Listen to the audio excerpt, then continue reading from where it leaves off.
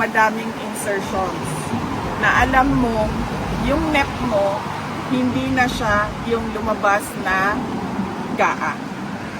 At kahit pa man na nakikita mo na merong anomalya doon, pinirmahan mo pa rin yung budget. Kaya hindi niya pwede itayok yung sarili niya just by saying na ako yung presidente na nagsabi na mahiya naman kayo at ako yung presidente na nagpakulong dahil wala namang nakulong eh.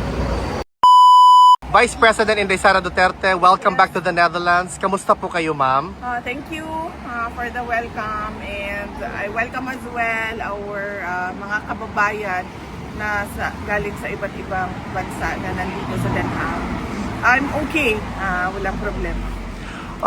VP Inday, I think a lot of people wants to know, kamusta po ang inyong ama, ma'am? That's the burning question naman all the time. Okay lang naman siya, wala mo siyang problema. We had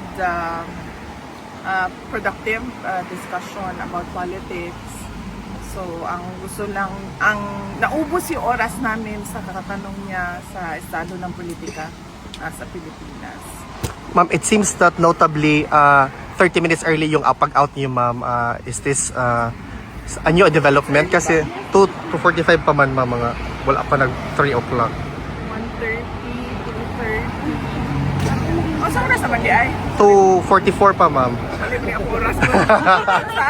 2:44 pa, ma'am. 2:44, so 15 minutes early. Mga 20. Wala akong kabantay. Wala akong kabantay. Okay. Actually. But everything is okay naman so far, ma'am. Mo, di tingali to, no? Wala ka, VP. Actually, nag-chismis magod mi ni Pierre ni kaganina. Tapos, sulti na ang security na I have to go daw, I have to go. And then PRD requested 5 minutes extension para lang mahuman ang chismis ba. But said no, not today. But on any other day, yes. So I was thinking maybe, I don't know. Okay. I do not know. Basta na siya lain na schedule pa. Okay. VP Inday, yung recently concluded mo na meet and greet sa London, nakita ng buong mundo na solid talaga ang suporta sa iyo ng taong bayan. That's basically the trust and confidence of overseas Filipino workers just for London alone. How do you feel, ma'am, seeing that particular crowd?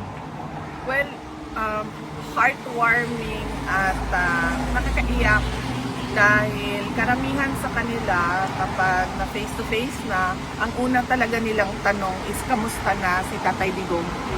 At kung hindi man yan, ang sinasabi ay ipaabot mo yung aming pagmamahal at pagdarasal kay Tatay Digong. So, karamihan talaga doon yung kanilang pangungulila kay President Duterte.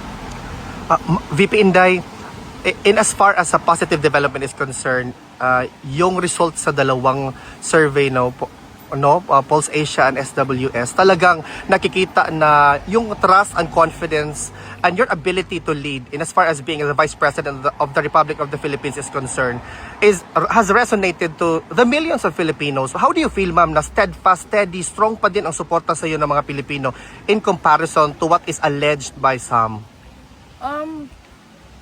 On that point, I am truly blessed, no? Favored ako ng Diyos sa ganyan na bagay.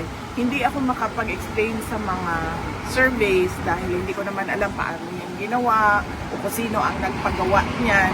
Pero lagi lang talaga ang sinasabi ko kapag merong survey na lumalabas ay nagpapasalamat ako sa patuloy na pagtitiwala ng ating mga kababayan sa akin, sa aking mga kasamahan sa OVP at syempre sa aming opisina. VP Inday, on a different matter, were you able to watch or perhaps read a transcript of the State of the Nation's address ni BBM? Hindi ako nanood ng SONA like last year and wala akong planong basahin ang nilalaman ng SONA o kahit man lang summary dahil I truly believe it is a waste of time of the Filipino people.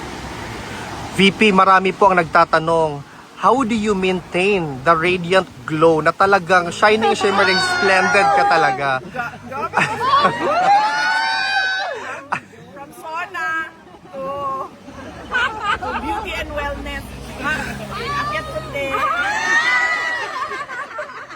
Kasi ma'am, ang dami nagtatanong ma'am, how do you keep such a radiant glow knowing na kabilat kanan yung atake sa iyo ma'am, may it be personal or political?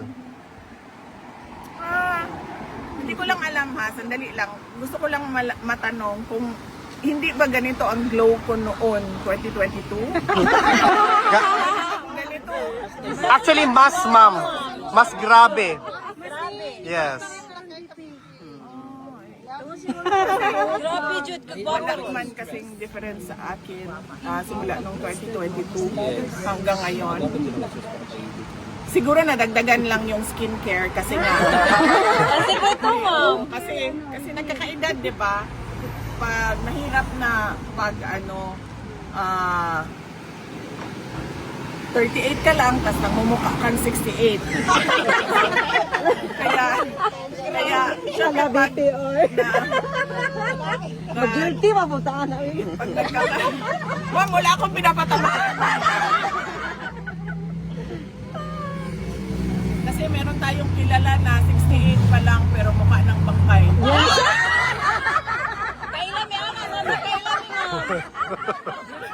So wala naman nagbago sa akin ma'am simula nung 2022. In fact, before 2022. Pareho lang yun. Yun lang na meron na akong awareness ngayon sa aging ng mukha.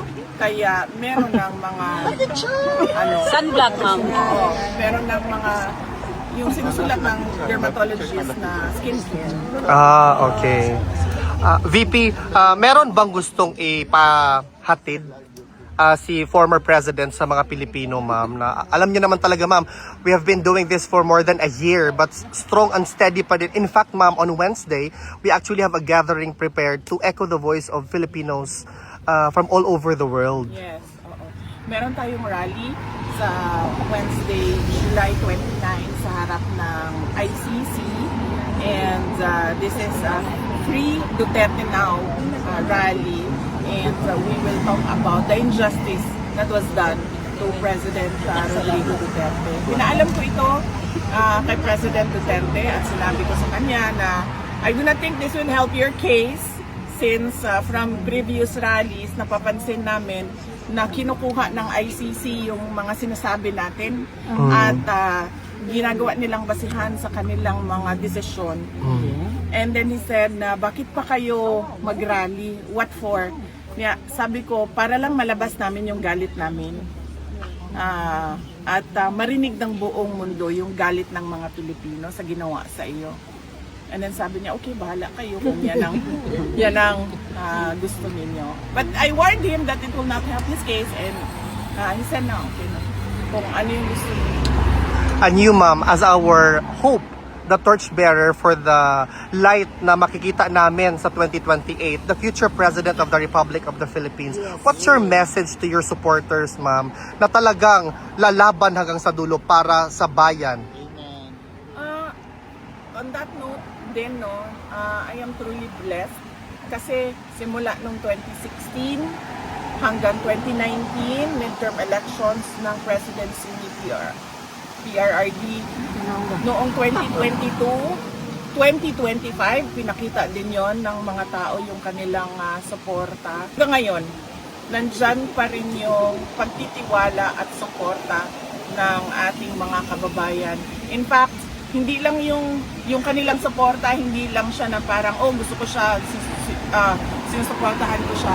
Marami sa ating mga kababayan, yung nagdarasal talaga gabi-gabi para we pray for Inday Sara, we pray for the Duterte family, we pray for President Duterte. At hindi ko alam kung saan nanggagaling yung ganyan kalakas na pagtitiwala at paniniwala ng ating mga kababayan. Pero kami, tulad ko, ako, tuloy-tuloy lang talaga ako sa trabaho ko. Kung ano yung mandate ng Office of the Vice President, apart from being the Vice President being a constitutional successor, kung ano yung mga merong budget na mga programs and projects sa loob ng aming opisina, yun lang yun lang din at yun ang ginagawa namin. VP Inday, on behalf of the Filipino all over the world, asahan niyo po ang suporta namin sa 2028. Duterte! Dapat tayo maging mapagmatyag, dapat tayo makialam dahil sinabi ko na nga noon, 'di ba? We do not know if we still have a country by 2028.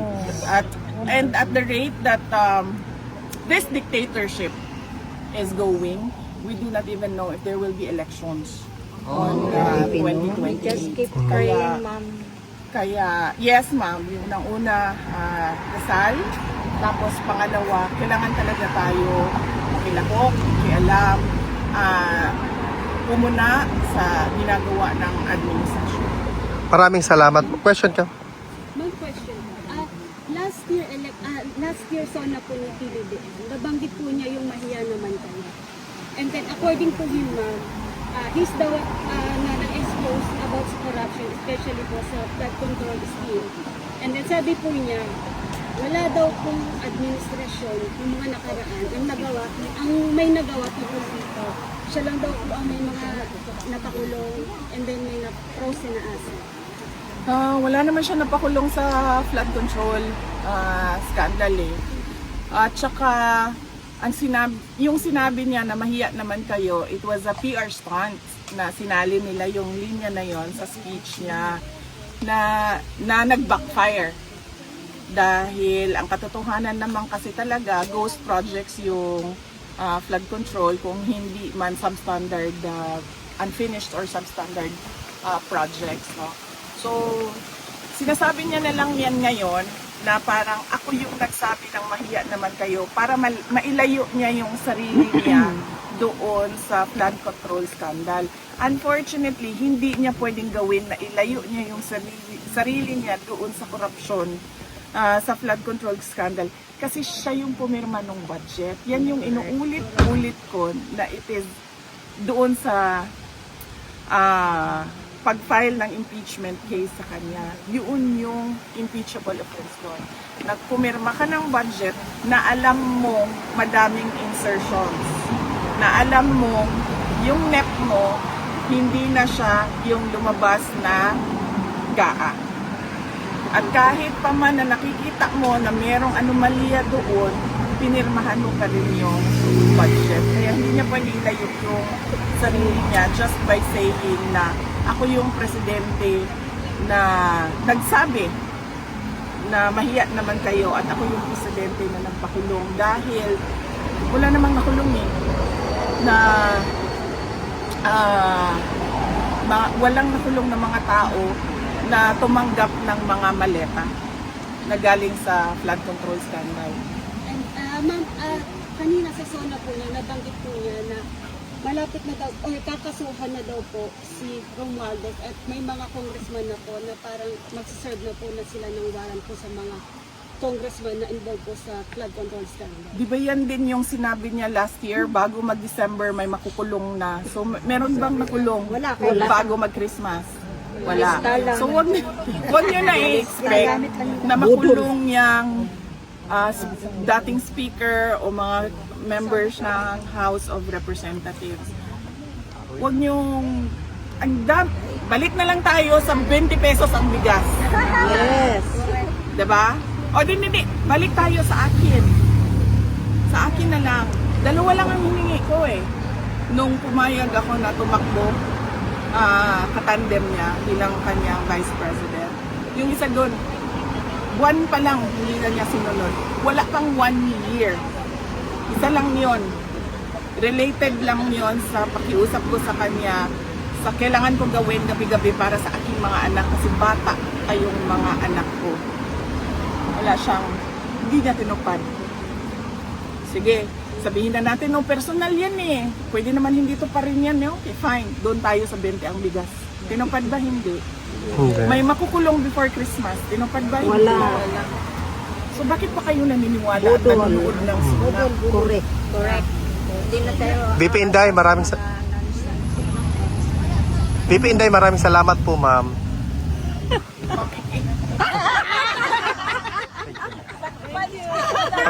Picture na ta, ma'am.